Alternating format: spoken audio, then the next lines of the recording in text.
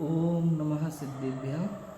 नमो अरिहन्ताणं नमो सिद्धाणं नमो आयर्याणं नमो उवज्झायाणं नमो लोई सव्यसाहुणं। मंगलमय मंगलकरण वीतराग विज्ञान नमो ताहि जाति भय अरहंतादि महान। करि मंगल करि हो महाग्रंथ करन को काज। जाति मिले समाज सब पावे निज पद राज।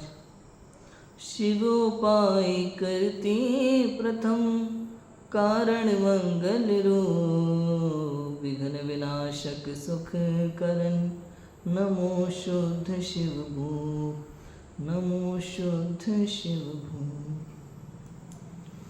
आचार्य कल्प पंडित टोडरमल जी द्वारा विरचित मोक्ष मार्ग प्रकाशक ग्रंथ 9वां अधिकार हमारा चल रहा है। सम्यक दर्शन के 8 अंग।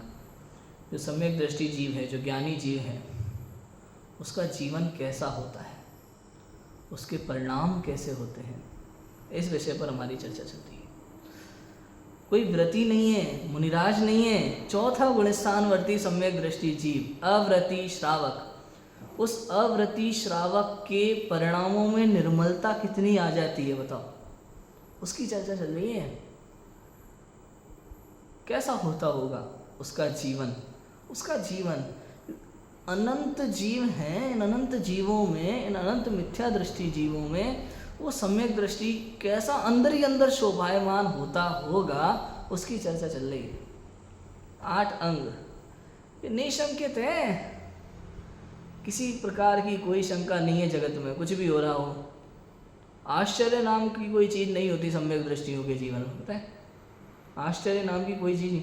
वास्तव में संसार में आश्चर्य नाम की कोई चीज़ होती नहीं है। अज्ञान का दूसरा नाम आश्चर्य है, पता है? अज्ञान का दूसरा नाम क्या है? आश्चर्य है। जैसे कोई बहुत अच्छी पेंटिंग बनाता है, समझ में आया? आपको क्या लगता है, ओ आपने बनाई कैसे? उसके लिए मामूली बात है। क्यों? क्योंकि उसने सीखा है। कुम्हार घड़ा बनाते हैं, हमारे लिए घड़ा बनाना भी बड़ी बात है, आश्चर्य जैसा है, समझ में? लेकिन उसके लिए मामूली बात है। जादूगर जादू दिखाता है, लोगों को देख करके आश्चर्य लगता है, कैसे कर लिया? उसके लिए मामूली बात है, उसने सीखा है। तो आश्चर्य क्या होता है? आश्चर्य मतलब क्या? आपको पता नहीं है, इसका नाम आश्चर्य है। समझ में आया? कोई मंदिर में अतिशय जैसा हुआ, मान लो प्रतिमा में से पानी निकल रहा है, उसका कोई साइंटिफिक रीजन है और आपको पता नहीं है, आपके लिए क्या हो गया? आश्चर्य, चमत्कार। अज्ञान का दूसरा नाम आश्चर्य है, अज्ञान का दूसरा नाम ही चमत्कार है। ज्ञानियों के जीवन में ना तो आश्चर्य होते हैं, ना ही चमत्कार होते हैं। ज्ञानियों के जीवन में तो मात्र आनंद होता है। क्या होता है? आनंद। ये निशंकित है, कोई शंका नहीं, कोई शंका नहीं। चमत्कार नहीं होते उनके जीवन में, आश्चर्य नहीं होता, कोई शंका नहीं होती, कोई भय नहीं होता, कोई कांक्षा नहीं होती, कोई इच्छा नहीं होती। इच्छा मतलब क्या भाई? देखो, ये चारित्र की बात चल रही है। जितने जितने अंश में कषायों का अभाव होता है, उतने उतने अंश में चारित्र में निर्मलता आती है। तो सम्यक दृष्टि ज्ञानी जीव पूरी तरह से इच्छा रहित हो गया, ऐसा नहीं है। इच्छा रहित होता है जीव 12वें उड़ स्थान में, समझ में आया? लेकिन अनंत अनुबंधी संबंधी जो तीव्र इच्छाएं हैं, वो उसके जीवन में नहीं पाई जाती। तीव्र इच्छाओं का अभाव हो जाता है। समझ में आ रहा है? ऐसे सोचो, शास्त्र को पढ़ करके पूरा समझना पड़ेगा बारीकी से, क्या है, कहना क्या चाहते हैं आखिर। इच्छा है, क्यों नहीं है, लेकिन कितनी? अनंत अनुबंधी संबंधी इच्छा का अभाव हुआ है, बाकी की तो अभी है। ऐसा है, क्लियर है? तीसरा देखो क्या कहा, पर द्रव्यादि में द्वेष रूप ग्लानि का अभाव सो निर्विचिकित्सत्व है। कल लिखा था पर द्रव्यादि में राग रूप वांछा का अभाव, राग रूप इच्छा का अभाव था। आज क्या है? द्वेष रूप ग्लानि का अभाव, वो निर्वय चिकित्सा अंग है। ग्लानि समझते हैं? ग्लानि क्या होता है? ग्लानि, जुगुप्सा, किसी गंदी चीज को देख करके ए छी, इसका नाम है ग्लानि। समझ में आया? सीधी सिंपल सी। द्वेष का परिणाम आ जाना, बुरा लगना, दूर करने की इच्छा होना, बचने की इच्छा, ये सब ग्लानि का परिणाम है। बाह्य में जगत में स्वतंत्र परिणमन है, जो जैसा होना था वैसा ही हो रहा है, उसमें कुछ भी बदलने जैसा नहीं है, सब सुंदर है।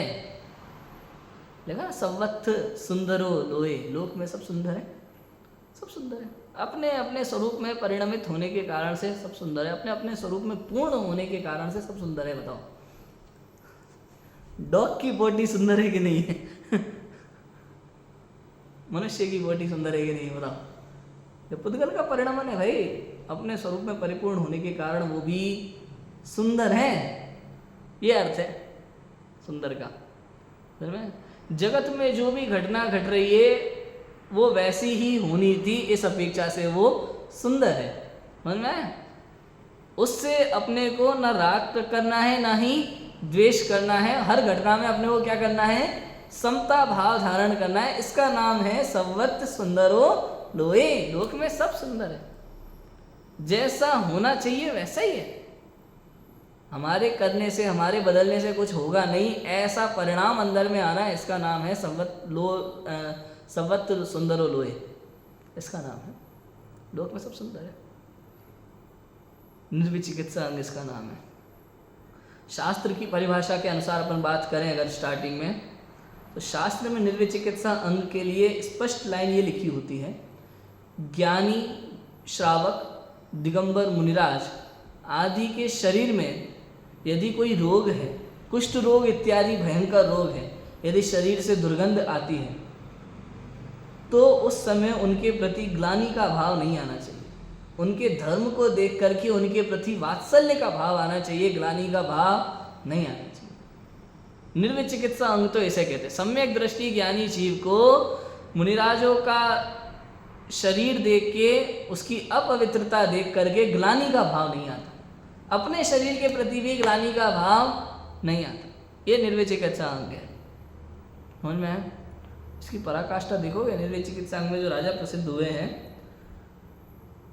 वो क्यों प्रसिद्ध हुए पता है? उनके घर में मुनिराज का आहार हुआ था और मुनिराज ने वॉमिट कर दी थी उन्हीं के ऊपर, तो भी उनके मन में जरा सा भी भाव नहीं आया, क्रोध का भाव नहीं आया, ग्लानि का भाव नहीं आया। उन्होंने सफाई करी और मुनिराज का तो क्या अंतराय हो जाता है।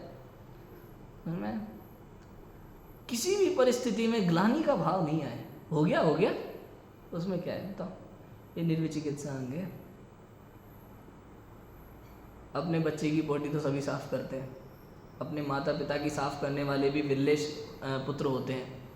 माता पिता, दादी, भाई बहनों की सुरक्षा करने वाले, इस हद तक सेवा करने वाले विरले पुरुष होते हैं।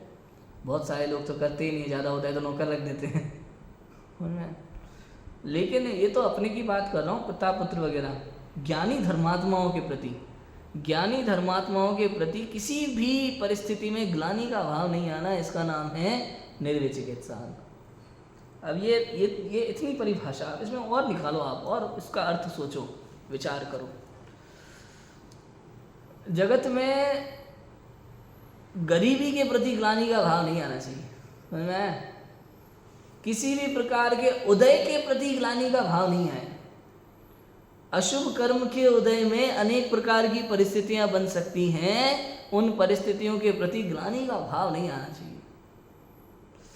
वर्तमान में कैसे देखते हैं लोग, लंगड़ों का मजाक उड़ाते हैं कि नहीं उड़ाते? कई लोग बोल नहीं पाते, हकलाते हैं तो उनका मजाक बनाते हैं। ये गलत है, ये गलत है। इससे कर्म बंद होता है, हंसते हंसते बहुत सारे कर्म बन जाते हैं। हमें एक समय का परिणाम आता है, हम हंस लेते हैं, लोगों का मजाक बना देते हैं। कभी भी विनय भाव रखना चाहिए, सबके प्रति विनय भाव होना चाहिए। उसमें क्या है? ग्लानि का भाव नहीं आना चाहिए। गरीबों को देख करके कई लोग के मन में ऐसा होता है, भाव ऐसे होते हैं कई लोगों के, अरे ये तो दो कौड़ी के लोग हैं, इनकी हैसियत क्या है, इनकी औकात क्या है, ये ग्लानि का भाव है। ज्ञानी जीवों को ऐसे भाव नहीं आते। क्योंकि ज्ञानी जीव को ऐसा भाव क्यों नहीं आता पता है? ज्ञानी जीव वस्तु स्वरूप को समझता है।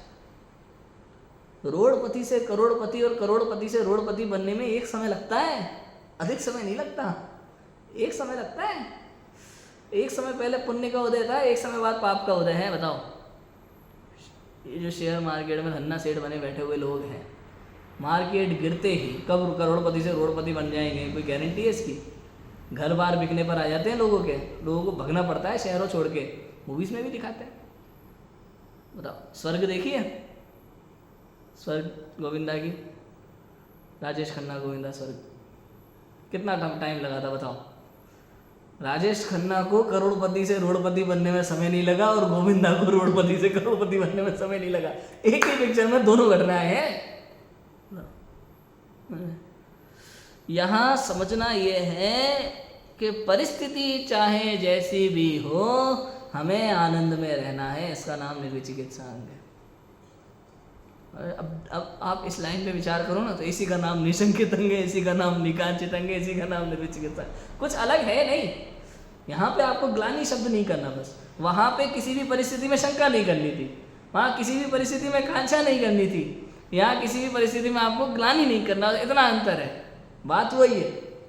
और पॉजिटिव में ये नेगेटिव था, पॉजिटिव में क्या है? हर परिस्थिति में आनंद करना है, समता भाव धारण करना है और आनंद करना है, बस। और क्या करना है बताओ? आनंद करना है कि आनंद है? आनंद है, मैं ही तो आनंद हूँ। आनंद मतलब कौन? जिनकी दुकान पर मैं काम करता था वहाँ।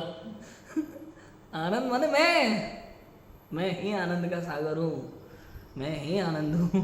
बताओ, मैं ही ज्ञाता हूँ, मैं ही चेतन हूँ, मैं ही आनंद हूँ, मैं ही सुख हूँ, मैं ही सागर हूँ, सब कुछ मैं ही हूँ। मैं ही आदि हूँ और मैं ही अंत हूँ। हिंदू में बोलते ना, मैं ही आदि हूँ, मैं ही अंत हूँ, मैं ही कण हूँ, मैं ही विशाल हूँ, सब कुछ। हम आत्मा ही है सब कुछ भैया। आत्मा सूक्ष्म से सूक्ष्म भी हो सकता है और विशाल से विशाल भी हो सकता है। ये क्योंकि मैं ही प्रभु हूँ, मैं ही विभु हूँ, शक्तियाँ हैं ऐसी। वहाँ जो बताते ना विष्णु में, वहाँ करता मत लगाना, वो लगा भी सकते हो। मैं ही करता हूँ और मैं ही अकर्ता हूँ, ले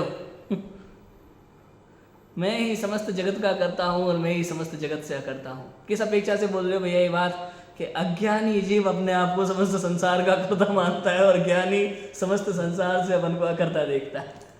दोनों प्रकार की शक्ति है, वैभाविक शक्ति है ना, तो वैभाविक शक्ति में सारे वैभाविक भाव आ जाते हैं, ऐसा है। निर्विचिकित्सा अंग का धारी कैसे बनोगे? तो निर्विचिकित्सा अंग क्या है? किसी को भी देख करके ग्लानि का भाव नहीं आए, उसके कपड़े देख करके बुरा नहीं लगे, उसका भोजन देख करके बुरा नहीं लगे। कोई कहे कि भाई तमिलनाडु में तो लोग चावल को ऐसे लड्डू बना के खाते ठीक है, खाते हैं, उनकी इच्छा है होता है, लोग कहते हैं ऐसा, ठीक है, इच्छा है उनकी यार, उनका तरीका है अपना। किसी भी परिस्थिति को देख करके कोई ऐसे करता है, कोई वैसे करता है, ठीक है, करता है। अब कई मिथ्या मान्यताओं की भी एक बात है, मिथ्या मान्यताओं की पराकाष्ठा देखो आप कभी कभी, बड़ा अजीब लगता है मुझे तो। गाड़ी में बैठे बैठे कोई की छींक क्या निकल जाए, आदमी पागल हो जाता है, उसको लगता है कुछ अशुभ होने वाला है। अरे भाई, छींक आने का अशुभ होने से क्या संबंध है? ये मिथ्यात्व की पराकाष्ठा है, अंधविश्वास की पराकाष्ठा है, हा? सोचो आप, मैंने देखा लोगों को, बेटा गाड़ी में बैठा हो पिताजी के सामने और पिताजी गाड़ी चला रहे, बेटे ने छींक दिया तो 10 मिनट खड़े रहेंगे और डांटेंगे बेटे को 10 मिनट तक तो शर्म नहीं आती? छींक लिया, अशुभ हो जाएगा, एक्सीडेंट हो सकता है।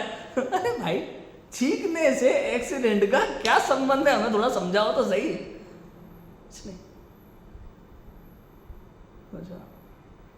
मिथ्या मान्यता की पराकाष्ठा एक नहीं अनेक है ऐसी। में ग्लानि का भाव नहीं करना, ये क्या है? ग्लानि का भाव है। कैसी भी परिस्थिति आ जाए, मैं कह रहा हूँ ना, कैसी भी, शरीर उसका चाहे जैसा हो, तो अष्टवक्राचार्य को देख करके लोग कितना मजाक बनाते थे। ये शरीर सुंदर, मेरी सुंदरता नहीं है, मेरी सुंदरता शरीर नहीं है, मेरी सुंदरता तो मेरा ज्ञान है। मेरी सुंदरता क्या है? मेरा ज्ञान है, मेरा वैभव मेरा ज्ञान है। धन मेरा वैभव नहीं है, गरीबी मेरा वैभव नहीं होना गरीबी नहीं है, अज्ञानी होना गरीबी है। वैभव तो ज्ञान है, मैं ही सुख हूँ, मैं ही ज्ञान हूँ। सोचो कितना आनंद है अगर ऐसे सोचे अपन तो। रोज अगर प्रति समय हर समय ऐसा सोचे तो कितना आनंद है बताओ। अपन यहाँ पौन घंटे बैठ करके जो विचार कर रहे हैं, दिन भर अगर ऐसे विचार करें तो कितना आनंद है। किसी चीज़ की चिंता ही नहीं है राजू भाई। सोचो अपन कर सकते हैं, कोई और कर पाए ना कर पाए, राजू भाई अपन कर सकते हैं। पता है क्यों? क्योंकि यहाँ अपन ही है अपने को परेशान करने वाला कोई नहीं है, कोई नहीं है। तो कितना आनंद में रह सकते हैं बताओ। होने दो, समस्या ही तो है ना। अरे समस्या के संसार का दूसरा नाम ही समस्या है।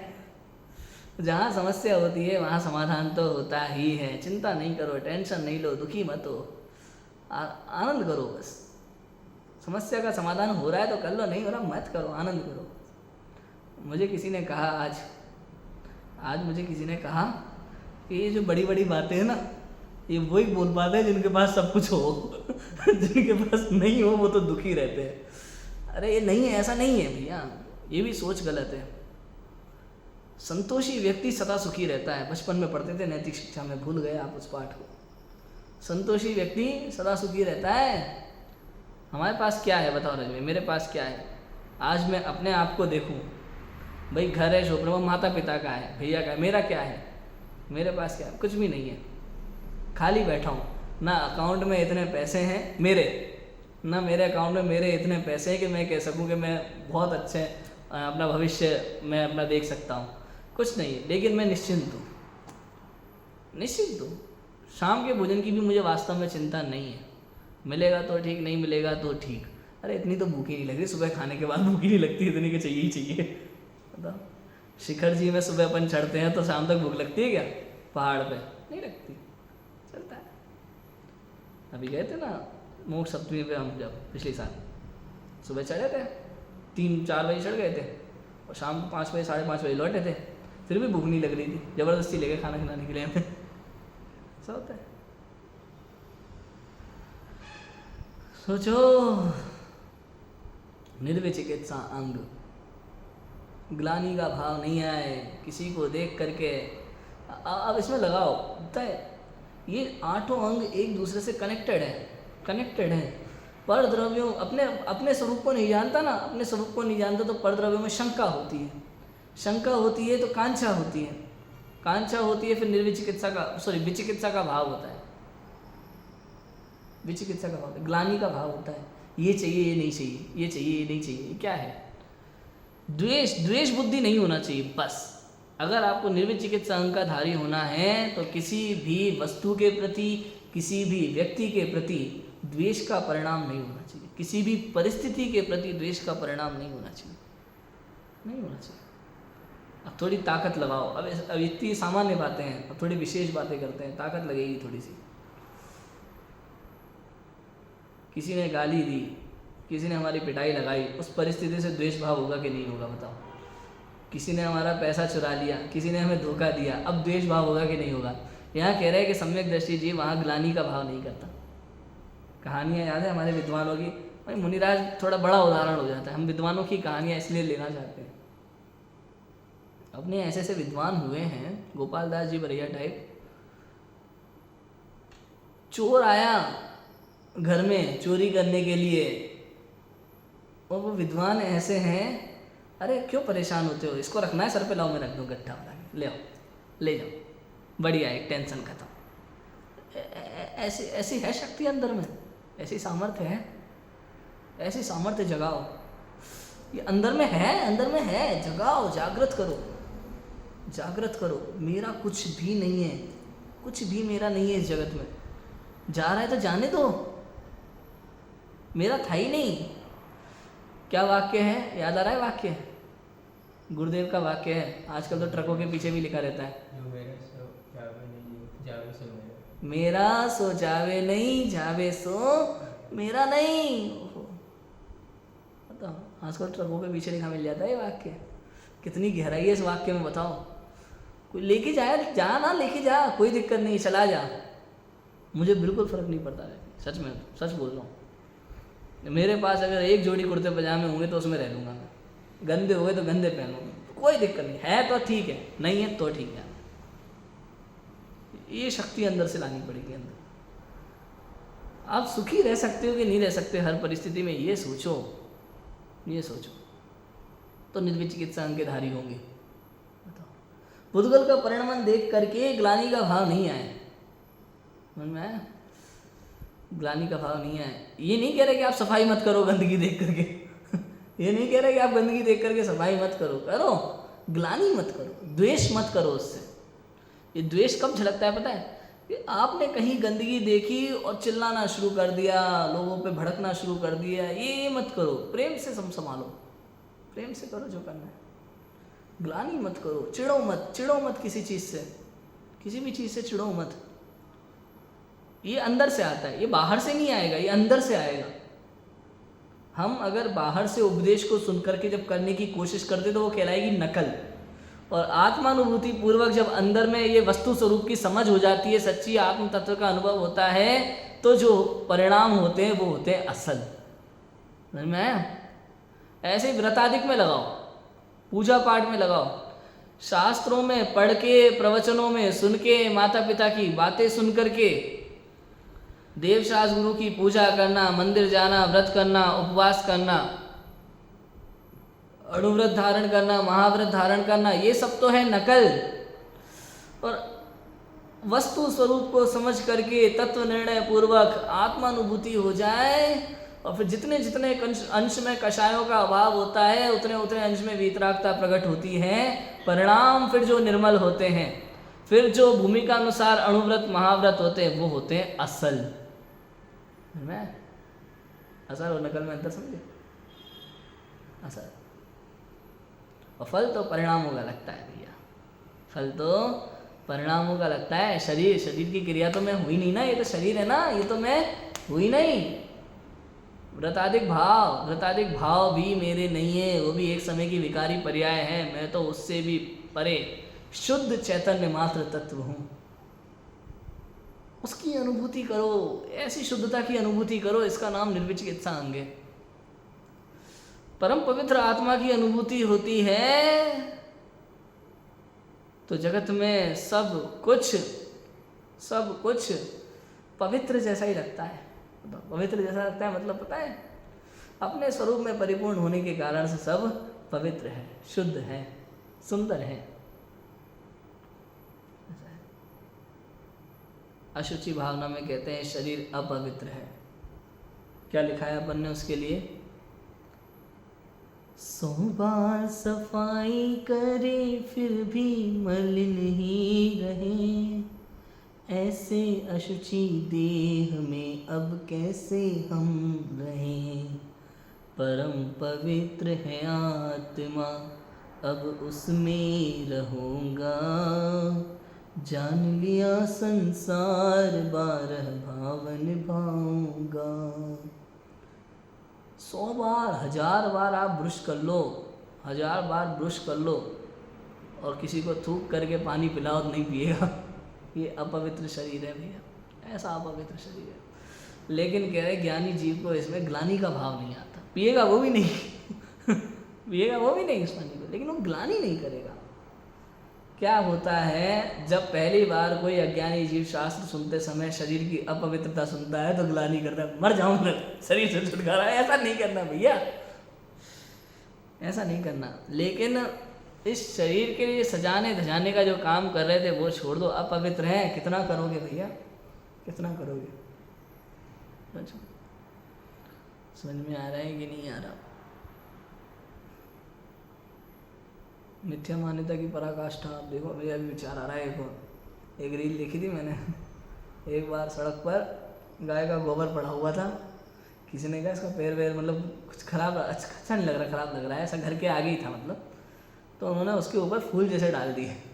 लोग आके बैठ गए और उसके ऊपर बार बार जितने भी लोगों ने देखा ना फूल डाल रहा है कोई उस पर, और आ रहे हैं लोग फूल डाल रहे हो, पूजा पाठ शुरू कर दी लोग गोबर देवता। कहने का अर्थ ये है वस्तु स्वरूप को समझो बस, और कुछ नहीं, कुछ भी नहीं करना। ये 8 अंग कोई अलग अलग प्रकट नहीं होते कि वस्तु स्वरूप में शंका नहीं करना, आकांक्षा नहीं करना, नहीं, केवल समझना। आठों अंग प्रकट हो जाते हैं, ना शंका होगी, ना कांक्षा होगी, ना ग्लानि होगी, ना ही मूर्ता होगी, कुछ नहीं होगा। बस वस्तु स्वरूप को समझो, आत्म तत्व को समझो, निर्णय करो ये मैं हूँ, बस हो गया। इतना ही तो चाहिए, और करना क्या है बताओ? इतना ही तो करना है, और कुछ नहीं करना। आनंद करो जीवन में। बताओ, किसी को दुखी देख करके क्या करना चाहिए बताओ? परेशान देख करके उसका मजाक बनाना चाहिए? नहीं। परिणाम अगर निर्मल है तो जितना हो सकता है उसकी हेल्प करो, और बाकी परिस्थिति को स्वीकार करो। बस परिस्थिति को स्वीकार करना ही सबसे बड़ा पुरुषार्थ है हमारे लिए। वर्तमान में हमारे लिए परिस्थिति की स्वीकृति सबसे बड़ा पुरुषार्थ है। समझ लो इस बात, कैसी भी आ जाए कोई दिक्कत नहीं है, जो होगा देख लेंगे, निपट लेंगे। छोटा सा जीवन है भैया। आप सोचो, इतिहास देखो उठा करके, राजा महाराजाओं की आयु कितनी हजारों वर्ष जीते थे। चंदनवाला ले लो, सीता ले लो, उस समय कितनी कितनी आयु हुआ करती थी। चंदनवाला के टाइम पे तो खैर बहुत कम थी, सीता के टाइम पे भी काफ़ी ज़्यादा हुई थी। सीता के टाइम पे भी आयु कम थी, लेकिन फिर भी अभी की अपेक्षा से देखें तो बहुत थी राम के समय में। आप देखो कैसे जंगलों में भटकना पड़ा, कितनी कितनी तकलीफ़ें देखनी पड़ी, दुखी नहीं हुए। भेद विज्ञान वर्तता है, भेद विज्ञान वर्तता है, मेरे ही कर्म का उदय है। इसलिए हमारे जीवन में जो कुछ भी हो, अशुभ कर्म का उदय, अशुभ कर्म के उदय से सबसे ज़्यादा द्वेष होता है हमें, वो ग्लानि का भाव है। जिसको अशुभ कर्म के उदय में परेशानी होती है, तकलीफ होती है, वो निर्विचिकित्सा अंग का धारी नहीं हो पाता, वो सम्यकदर्शी नहीं हो पाता। समझ में आया? आएंगे अशुभ कर्म का उदय कैसे कैसे आ सकता है, आपको कहाँ नहीं आ सकता बताओ? अशुभ कर्म का उदय आकर के आपको नाली में फिकवा दे, क्या करोगे बताओ? हम साइकिल चला रहे हैं, साइकिल चलाते चलाते पाँव फिसल गया, नाली में गिर गया, बताओ क्या होगा? निर्विचिकित्सा अंग का धारी नहीं हो पाएगा, यदि वहाँ भेद विज्ञान नहीं हो तो, वस्तु स्वरूप की समझ नहीं हो तो। जो कुछ भी हो रहा है मेरे ही कर्म का उदय है, इतना समझ लो बस। दोषारोपण मत करो कभी किसी के ऊपर, कभी मत करो। आधे से ज़्यादा लोग, मनुष्यों की क्या आदत है, मनुष्यों की आदत बहुत ख़राब है। कुछ भी हो उंगली दूसरे की तरफ करता है हमेशा। जो भी अच्छा होता है तो अपनी तरफ उंगली कर देता है, जो भी बुरा होता है तो इन्होंने किया। कभी भी किसी पे दोषारोपण मत करो, मत करो। मेरे जीवन में जो भी गलत होता है उसके लिए जिम्मेदार केवल मैं हूँ, और जो भी अच्छा होता है उसके लिए जिम्मेदार भगवान है। नहीं, केवल मैं हूँ, केवल मैं। जो भी मेरे जीवन में अच्छी घटना घटती है उसके लिए भी जिम्मेदार मैं हूँ, और जो भी बुरा होता है मेरे जीवन में उसके लिए भी जिम्मेदार मैं हूँ, दूसरा कोई नहीं, कोई नहीं।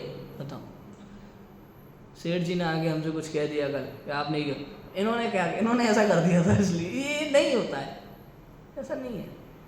जो है आपका है, किसी और का कुछ है ही नहीं संसार में। कभी कभी तो मुझे ऐसा लगता है संसार में जीना है तो ऐसे जियो कि मैं हूँ, मेरे अलावा कोई है ही नहीं। अच्छा हो रहा है तो मेरा, बुरा हो रहा है तो मेरा, दुखी हूँ तो मैं, सुखी हूँ तो मैं, सब सब मेरे लिए है। किसी और का मेरे में कुछ आता नहीं है, मेरा किसी और में कुछ जाता नहीं है। बताओ, मैं यूँ जो हूँ। बताओ, कभी कभी हम अपनी गलती माता पिता पर थोप देते हैं, माता पिता अपनी गलती पुत्रों पर थोप देते हैं। कैसा होता है बताओ? भाई अपनी गलती भाई पे थोप देता है, दूसरा भाई उस भाई पे थोप देता है, बहनों पे थोप देते हैं। ये क्या होता है? स्वीकार नहीं कर पाते। इसलिए कहा स्वीकृति में ही सबसे बड़ा पुरुषार्थ है, सबसे बड़ा पुरुषार्थ है स्वीकृति में। आनंद करो। कुल मिला के बात यह है। अब इसमें कितनी मेहनत लगती है। अशुभ कर्म का उदय सामने आया, किसी ने हमें मारा, मान लो सबके सामने पीट दिया किसी ने, 4 लोग हंस रहे, मजाक बना रहे, सबके सामने हमें पीट दिया, अब किसी को मुंह दिखाने लायक नहीं रहे। ऐसी परिस्थिति में आप द्वेष नहीं करो, इसका नाम निर्विचिकित्सा अंग है। रह पाओगे? रह सकते हो बेटा ऐसी परिस्थिति में? सोचो, 5 पांडव मुंह छुपा के घूम रहे थे ना, साड़ी पहन के अर्जुन नाच रहा था ब्रिनीला बन के, तद्भव मोक्षगामी जीव, पराक्रमी जीव, इतने बड़े योद्धा, और ये हालत जब उनकी हो सकती है तो भाई साहब आप कौन हो? समझ में आया? ऐसे सोचो, हम सोच ही नहीं पाते। जब मैं कोटा महाविद्यालय में पढ़ता था और मेरी हमारी क्लासमेट या जो किसी से कोई झगड़ा हो जाता था, कहा सुनी होती थी, कोई मेरा मजाक बनाता था, मुझे मार कुछ भी होता था, मुझे बड़ी तकलीफ होती, दुखी होता था मैं बहुत। उस समय मैं जाके बैठता था लाइब्रेरी में, प्रथमा योग की कहानियाँ पढ़ता था बस। फिर पढ़ करके मैं बड़ा खुश होता था, अरे इन महापुरुषों के साथ ऐसा ऐसा हो सकता है, मेरे साथ तो कुछ भी नहीं हुआ यार, छोड़ो रखो, अब मस्त टेंशन फ्री। बड़े बड़े महापुरुषों का इतना अपमान हुआ है सबके सामने खुलेआम, हैं, बेकदरी से अपमान हुआ है, जब उनके जीवन में उनके साथ ऐसा हो चुका, मैं कौन सा महान अहंकारी जीव भाई कि मेरे सम्मान को ठेस नहीं पहुंचना चाहिए कि 4 लोगों के सामने उसने मेरी बुराई कर दी तो कर दी, ले कोई दिक्कत नहीं है, ये हो गए खुश। प्रथमा योग की कहानियां बहुत दृढ़ता प्रदान करती है जीवन जीने के लिए।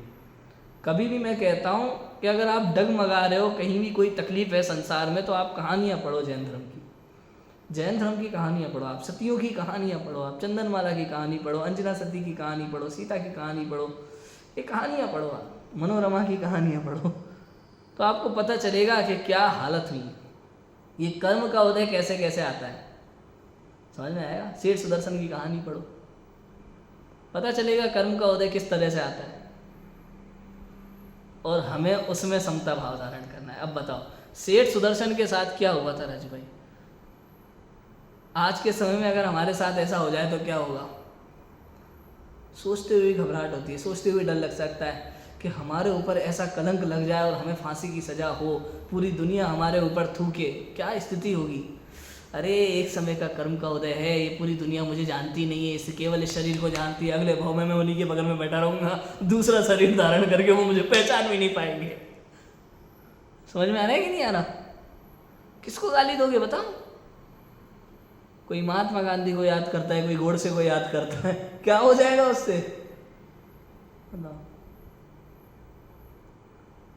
लोग रावण की भी पूजा करते हैं और राम की भी, लोग राम को भी गाली देते हैं और रावण को भी, क्या हो रहा है इसमें, कुछ नहीं है। इन सब चीज़ों से परे मैं हूँ, अपने को जानो और आनंद करो बस, और कुछ नहीं है संसार में। संसार में कुछ करने लायक नहीं है, ना हमें बड़ा आदमी बनना है, ना धनवान बनना है, ना मान चाहिए, ना प्रतिष्ठा चाहिए, कुछ नहीं चाहिए हमें। ये संसार बढ़ाने का भाव है, सोचो। संसार में बड़ा बनने का भाव मतलब संसार बढ़ाने का भाव।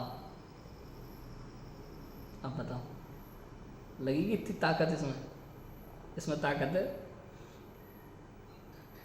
पैसे कमाने का भाव नहीं आना चाहिए, पुण्य के उदय से आएगा आपके पास, आएगा, लेकिन कमाने का भाव नहीं हो। ये ताकत है इस चीज़ में थोड़ी, कमाने का भाव, कमाने के भाव आते हैं। मैं ये नहीं कह रहा कि भाव नहीं आएंगे आपको, भाव कोई मैं भावों का करता नहीं हूँ, भाव तो आएंगे, लेकिन दौड़ना नहीं, पीछे मत भागो, योजनाएं मत बनाओ उसके लिए तरह तरह की। ओ मैं दिन रात एक कर दूंगा, ये लो रात दिन एक कर देंगे, लगे आंखें खराब हो रही है, डॉक्टरों को पैसा दे रहे हैं, पढ़ रहे हैं, फिर बाद में नहीं आ रहे तो सुसाइड कर रहे हैं। पागलपन मत करो, सहजता से पढ़ो, सहजता से परीक्षाएं दो, परिणाम आए उसको स्वीकार कर लो, आनंद करो। लेकिन कुछ नहीं है, कुछ नहीं है, एक भव है यार, कोई फर्क नहीं पड़ता। लोग कलेक्टर बनने के लिए दिन रात एक कर देते हैं, और कहानी आती है ना फिर रियलिटी में है, रियलिटी में ऐसा हुआ है। दिन रात एक करके कलेक्टर की पढ़ाई की, पिताजी ने अपनी ज़मीन जायदाद बेच दी अपने बेटे को कलेक्टर बनाने के लिए, बेटी को कलेक्टर बनाने के लिए, और वो बन गई, और इंटरव्यू दे करके पास होकर के आई रही थी, कलेक्टर बनना निश्चित था, पोस्टिंग मिल गई थी, और रास्ते में इतना भयंकर एक्सीडेंट हुआ कि खत्म मामला। अब बताओ क्या मिला, क्या हुआ। इसलिए कह रहे हैं सपने बड़े दुखदाई हैं, मत देखो, मत देखो, देखो ही मत। ये देखें कि देखो देखो मत का क्या कह रहे हैं, सोते तो आ जाते हैं उनकी बात नहीं कर रहे। नाइट के सपने देखो ना देखो चलेगा, नाइट के सपने की चिंता मत करो, दिन के सपने मत देखो, दिन में मत देखो सपने। लोग कहते भी है ना मजाक मजाक में कहते दिन में सपने मत देख मत देख, सच बात है, दिन में सपने मत देख, दुख का कारण है, दुख का कारण है। मत सोच मुझे ये बनना है, वो बनना है, वो बनना है। अरे मैं आत्मा हूँ, मुझे कुछ नहीं बनना, मैं परमात्मा हूँ, मैं तो कृतकृत्य हूँ, कुछ करने योग्य संसार में नहीं है इस अपेक्षा से मैं कृतकृत्य हूँ। बताओ, सिद्धों के लिए कुछ करने योग्य नहीं है, संसारी जीव के लिए क्या क्या करने योग्य है बताओ। सिद्धों के लिए तो हम कहते हैं कृतकृत्य हैं, अरिहंत भगवान के लिए कहते हैं कृतकृत्य हैं। बताओ, संसारी जीवों के लिए कृतकृत्य कह सकते हैं कि नहीं कह सकते? बताओ। अपेक्षा है, स्यादवाद है, यहाँ स्यादवाद है। वास्तव में तो चूंकि सिद्ध होना है इसलिए कृतकृत्य नहीं है, लेकिन भैया आत्मा कुछ करता नहीं है, करता है इसलिए कृतकृत्य है। जो भी होना है सब अपने आप होगा, मुझे तो अपने को जान करके अपने में आनंद करना है। ये सब कर्म, आठों कर्म दूर चले जाएंगे और मैं तो कृतकृत्य हूँ। समझ में आया? मैं तो कृतकृत्य ही हूँ। ऐसे विचार करो। निर्विचिकित्सा अंगधारी ऐसे होगा जी। तो निर्विचिकित्सा मतलब क्या? परिस्थिति कैसी भी हो उसमें ग्लानि का भाव नहीं करना, इसका नाम निर्विचिकित्सा है। अस्थि से देखें तो परम पवित्र आत्मा का आनंद करना, उसका नाम निर्विचिकित्सा अंग है। दोनों समझ में आ गया? नास्ति से क्या? पर द्रव्यों के प्रति, परिस्थिति के प्रति ग्लानि का भाव, द्वेषपूर्ण भाव नहीं करना, इसका नाम निर्विचिकित्सा अंग है। और अस्थि से देखो तो अपने परम पवित्र आत्मा में लीन हो जाना, उसके आनंद में तृप्त हो जाना, इसका नाम निर्विचिकित्सा अंग है। इतना है, इतना सही है, और कुछ नहीं है। अब लगा लेना, मैंने एक दो बता दिया शुभ कर्म के उदय, अब लगा लो आप। इतना बड़ा बता दिया, सारे जगत में आपका अपमान हो तो भी मैं निर्विचिकित्सा अंग का धारी हो सकता हूँ, सम्यक दृष्टि हो सकता हूँ कि नहीं हो सकता? बताओ। अब सोचो, सारा जगत आपका अपमान करे फिर भी मेरा सम्मान बरकरार होता है। शरीर का अपमान कर रहे हैं, मेरा नहीं, मैं ये शरीर नहीं हूँ, ऐसी बुद्धि हो तो फिर अपने को अपमान नहीं लगेगा, सम्मान नहीं लगेगा। शरीर की प्रशंसा और शरीर की निंदा, अपने को अपनी प्रशंसा निंदा नहीं लगेगी अगर भेद विज्ञान हो जाएगा तो। इसका नाम निर्विचिकित्सा अंग प्रकट होगा, फिर तब निर्विचिकित्सा हो पाएंगे। ऐसा सोचो। अब जैसा भी अशुभ कर्म का उदय आ जाए, कोई मारे पीटे, कैसा भी हो, तलवार से मारे, बंदूक चलाए, गालियां दे, पत्थर मारे, ठीक है चलेगा। सजा हो जाए, जेल में हो जाए, हाँ ठीक है, कोई बात नहीं। अब इन चीज़ों में थोड़ी ताकत लगती है। हमारी दृष्टि पता है समाज की ओर ज़्यादा रहती है। समाज क्या सोचती है, लोग क्या सोचते हैं, ये क्या सोचेगा, वो क्या सोचेगा। क्या सोचेगा यार, वो है कौन? मुझसे बढ़कर है क्या कोई संसार में? मुझसे बढ़कर इस संसार में मेरे लिए कोई भी नहीं है, ऐसे सोचो तो निर्विचिकित्सा अंग प्रकट होगा। समझ में आया? ऐसे आनंद करो। मुझसे बढ़कर मतलब आत्म तत्व से बढ़कर। मुझ जहाँ मैं शब्द है वहाँ आत्मा लगाना। मैं यहाँ जब बैठ जाता हूँ ना, तो यहाँ बैठने के बाद तो मैं जब मैं कहूँ मुझसे मतलब आत्मा से बात है, शरीर की बात ही नहीं है। यहाँ मैं शरीर की बात करते ही नहीं, केवल आत्म तत्व की बात करो। ये मैं हूँ बस, अंदर में ऐसा भाव होना चाहिए। ठीक है, इसका नाम निर्विचिकित्सा अंग है। हम सभी के जीवन में ऐसा निर्विचिकित्सा अंग प्रकट हो, मेरी तो यही भावना है भैया, सभी के जीवन में। अब से कैसा भी अशुभ कर्म का उदय आ जाए, शुभ कर्म का उदय आ जाए, परिस्थिति चाहे जैसी भी हो, कोई गरीब हो, शरीर में कुष्ठ रोग हो जाए, बीमारियां हो जाए, खांसी जुकाम, नाक बहरे, कुछ भी परिस्थिति बन जाए, मैं कह रहा हूँ ग्लानि का भाव नहीं करना। बस ये पढ़ने से हमें ये समझ में आता है। मैं इतनी चर्चा इसलिए कर रहा हूँ, यहाँ पे एक एक शब्द पे थोड़ा पकड़ में तो आए क्या क्या परिस्थिति। यहाँ पे एक लाइन अपन ने पढ़ ली, लेकिन हम इसे कैसे समझेंगे? उस एक लाइन में कितना मर्म है, कितना भाव है एक शब्द में, कैसे लगाओगे आप प्रैक्टिकली कि निर्विचिकित्सा क्या है? आपने पढ़ लिया धर्मात्माओं के प्रति ग्लानि का भाव नहीं आना, ये ऐसा थोड़ी होता है। कैसे कैसे आ सकता है? केवल धर्मात्माओं के प्रति नहीं, समस्त साधर्मियों के प्रति। हमारे लिए तो समस्त संसार क्या है? साधर्मी है। बाहर जो बैठा हुआ कुत्ता है वो कौन है? साधर्मी है, साधर्मी है। डोगेश भाई, डीओजी साहब, साधर्मी है हमारे। निर्विचिकित्सा अंग, इसका नाम है। देखो, ग्लानि नहीं होना चाहिए। बस सब वस्तुएं अपने अपने अनुसार अपनी मर्यादा सहित परिणमित हो रही हैं और हमें उन्हें वैसा का वैसा जान करके समता भाव धारण करना है। दुखी नहीं होना बाहर वस्तुओं को देख करके, बाह्य वस्तुओं को देख करके, परिस्थिति को देख करके। गंदगी को देख करके उसका स्वरूप वैसा ही है ऐसा जान करके समता भाव धारण करना चाहिए। इसका नाम क्या है? निर्विचिकित्सा अंग है। हम सब में निर्विचिकित्सा अंग प्रकट हो, ऐसी मंगल भावना से अभी की बात को विराम लेते हैं। ओम नमः सिद्धेभ्यो।